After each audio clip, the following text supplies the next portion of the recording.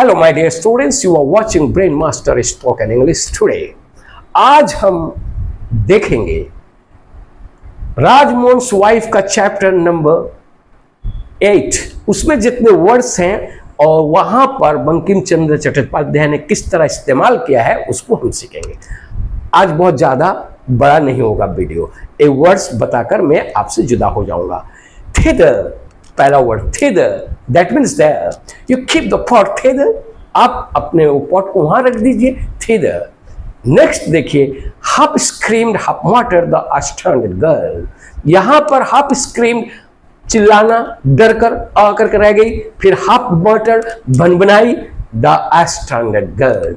अस्टैंडर्ड girl का मतलब होता है एस्टोनिश्ड, टेकन अबाक, आश्चर्यचकित होने वाली लड़की, चिल्लाई, आश्चर्य से चिल्लाई। Now next word, the luscious zeal of a Karuna who could not for the world forgo this opportunity of being the first to carry such a dreadful tidings। यहां पर देखिए फर्स्ट वर्ड luscious। luscious का मतलब होता है talkative. You can say to your friend you are luscious।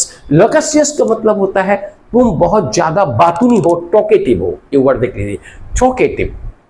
Now jail, jail का मतलब है बहुत ज्यादा चाहना, उमंग से चाहना।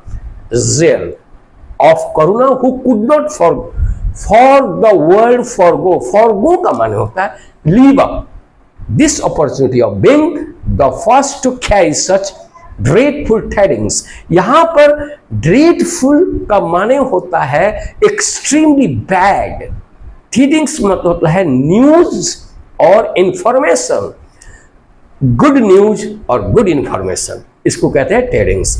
और today I have got tidings of his passing the examination, ये भी आप कह सकते हैं। नेक्स्ट वर्ड देखिए, the mission which legitimately belongs to Hemangini। the mission which legitimately, legitimate का मतलब आप जानते होंगे, ये अक्सर हम इस्तेमाल करते हैं। वो अपने फादर का लेजिटिमेट लड़का है, यानी कि वही लड़का है सही, legitimately in a way that conform to the law, lawfully. वो लड़का कानूनन जायज है, legitimately, आप समझ गए। Next word, her words seems particularly incredible, incredible और इनक्रेडुलस। इनक्रेडुलस का मतलब होता है unable to believe something, incredulous unable to believe something. ये वर्ड देखिए, फिर उसको जुबान में लीजिए, इनक्रेडुलस, इनक्रेडुलस। नाउ दूसरे वर्ड पर हम जा रहे हैं। Now tell me what is your errand. इसका मतलब होता है, एरेंड का मतलब होता है expedition. What is your expedition, अभियान। अभियान तुम्हारा क्या है, अभियान। The next word, the single lamp illuminated the gallery decorated apartment. देखिए, सिंगल लैंप, एक लैंप, इल्यूमिनेटेड, इल्यूमिनेटेड का माने क्या होता है, ब्राइटन, उजाला कर देना। The gaily attractive appearance, attractive appearance, decorated apartment, उसके अपार्टमेंट को एकदम अट्रैक्टिव बना दिया। नेक्स्ट वर्ड देखिए, a silence एंस्योर्ड which evidently embarrassed, embarrassed. Here the word देखिए, फर्स्ट वर्ड है एंश्योर्ड। एंश्योर्ड का मतलब होता है फॉलोड।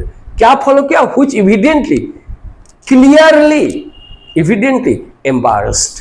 एम्बारस्ड का मतलब होता है द अनकंफर्टेबल फीलिंग, हम एम्बारस्ड फील कर रहे हैं, uncomfortable feeling. Now this word is a best word that you can use in your writing, in your speaking.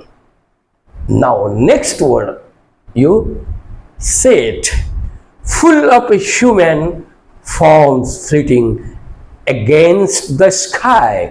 Fleeting, fleeting, the word you pronounce like this, fleeting, moving swiftly and lightly fleeting, देखो light आस्ते आस्ते fleeting हो रहा है, moving हल्का हल्का, swiftly, अच्छा moving swiftly and lightly, जोर से और लाइटली हल्का चला जाना, फ्लीटिंग।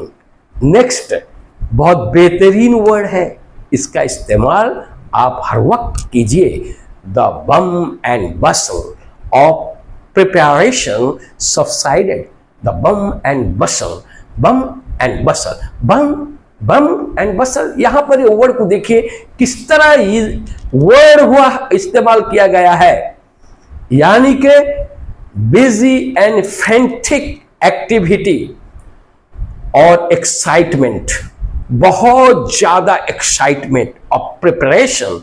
यहां पर एक्साइटमेंट किस पर है, प्रिपरेशन, सबसाइडेड, आस्ते आस्ते खत्म हो रहा है।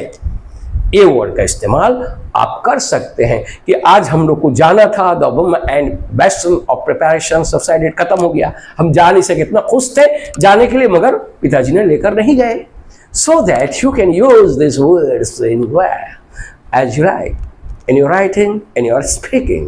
Next word, they fly, they fly, they fly. Shouted several voices, that is the cry of flight. देखो यहां पर वो लिख रहे they fly, वो चले गए, भागे 3 बार, फिर उसके बाद क्या है, shouted several voice, एक साथ में आवाज निकला, that is the cry of flight, यही भागने का आवाज था।